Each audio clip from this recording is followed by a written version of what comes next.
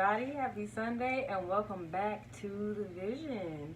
Yes, that's right, I'm back. So today we're actually going to talk about what I said we're going to talk about, which is Alabama's abortion ban that was signed by Kay Ivey.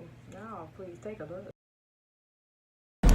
Good evening. We begin tonight with breaking news. One signature that could be the first step toward overturning the Supreme Court's landmark Roe v. Wade decision that legalized abortion.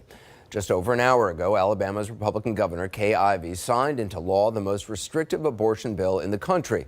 The bill passed the state Senate last night. It outlaws abortion at every stage of pregnancy with exemptions for serious health risks, but not for rape or incest. Doctors who perform an abortion could face 99 years in prison. Critics of the bill point out that's the same or even less time than a convicted rapist. And if they even attempt it, a doctor could be locked up for 10 years. That is significant, but as I touched on, there's the bigger picture, what it could mean for the fate of Roe v. Wade. A Republican sponsored the bill in the House. Alabama State Representative Terry Collins makes no bones about it. She called it a, quote, direct attack on the 1973 U.S. Supreme Court ruling. She says it's about challenging the decision, protecting the lives of the unborn. It's a message shared by other Republicans in the state Senate. A life is a life, and even if it is its origins are in very difficult situations, that life is still precious. Life is a gift of our Creator, and we must do everything that we can to protect life. Now, as you might imagine, Mr. Chambliss there is one of the people who voted for the bill, one of the men who voted for the bill. In fact, only men voted to support the bill. That's not sitting well with Democrats in the Alabama State Senate, who are taking issue with the 25 men in all. Here's one of the opponents of the bill. Republicans, you guys used to say, we want the government out of our life. We want them out of our business. We want them out of our bedroom. Now you're in my womb. I want you out. You don't control this. You don't own this. This really does seem to be heading toward a showdown. What I'm about to say is mostly just statements and opinion. You can get with it or not, but either way, like I said, I'm just going to give my opinion. Everybody has their own, and I respect everybody else's opinion, so I expect people to respect mine. I'm a woman that has been held down and raped by somebody that I really, honestly and truly was not attracted to. And my biggest fear after that event, and after getting a rape kit done, and after going to the police, was the aftermath. And that aftermath had to do with the fact that rapists don't really use condoms, now do they? So I had to get tested for pregnancy, which was one of my biggest fears, and another one of my biggest fears was an STD. So what would have happened maybe if there were both, or if that actually was a positive on that pregnancy test? I wouldn't have even been able to imagine keeping and raising that baby. I'm sorry. I love my baby now. I love children. I do believe they are a gift from God, but in my opinion, that wouldn't have been a gift to me.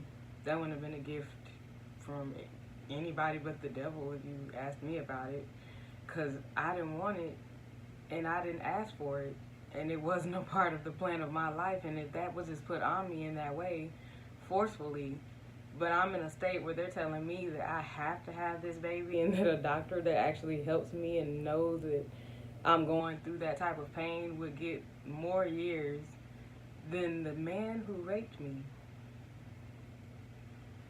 I'm at a loss for words when I even look at the news of this outcome, and it's hard not to even get emotional knowing that other women have to go through that, and that they go through that on a daily basis. And now the government is saying that we don't even have that choice over ourselves, or like that senator was saying to the Republicans, over our wombs, our own bodies, our reproductive system.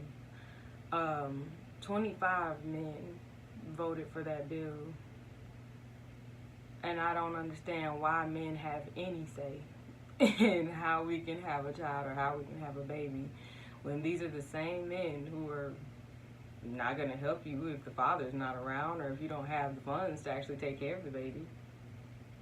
I mean, who gets a say in something that they're not even going to fix?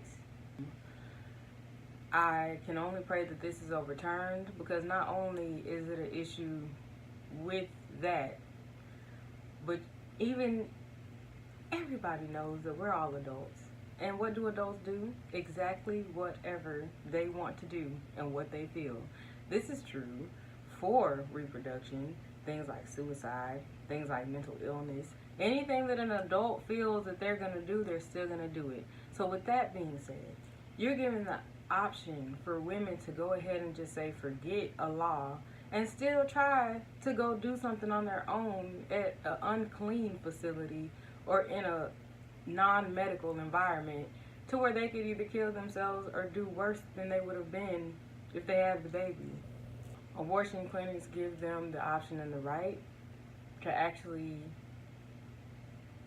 make the choice of not being in a position to make matters worse, and in a better environment, in a medical environment where somebody can actually help them out with things such as infections and ruining their wounds more than it would have been ruined in the first place. I never thought that this would ever be even news. I never thought that this would ever even be a factor of our society. I never thought I'd be seeing people disrespecting each other in debates on Facebook and on social media about if it's dumb or if it's a good choice or a bad choice, or saying that babies are good. I've just been seeing people being called names for their opinion. I've been seeing people shut down for their opinion, and it's hard to watch, and it's a hard thing to process. And I just hope we as a people become better when it comes to listening and when it comes to actually being sensitive to our needs. I'm praying that the government actually thinks logically about what they've just done, and maybe just overturn the entire thing, because this is insane, to be honest. And I don't even know how to express how disappointing it is, to be honest. And I mean, like I said, I believe babies are gifts from God. I love them. I love children. I love my child. But to not have that choice, it's almost like, you know, you're being held down and told, oh, you're going to have this baby, because babies are a gift from God, in my opinion, you know, because I'm religious. So you have to do what I say. That's pretty much what's being done right now. This is in no way a decision for the people.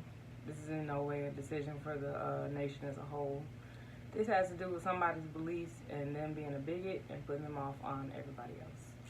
And that's all I have to say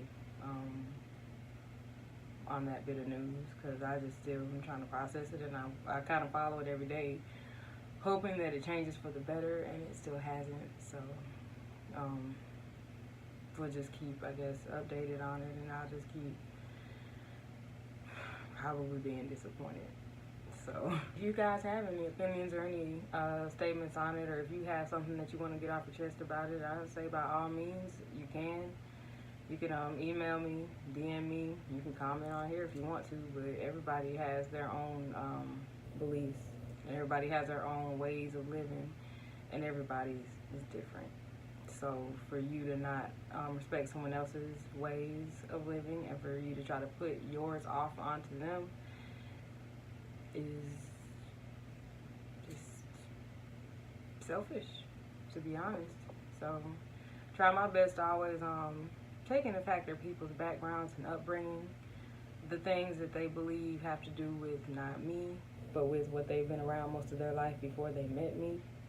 So that's how I take people, my friends, anybody new that I meet. I make sure that I give that room for respect, to know that they have a lifestyle that may be totally different from mine, that I might not even agree with, but that's their life and I don't have to live it.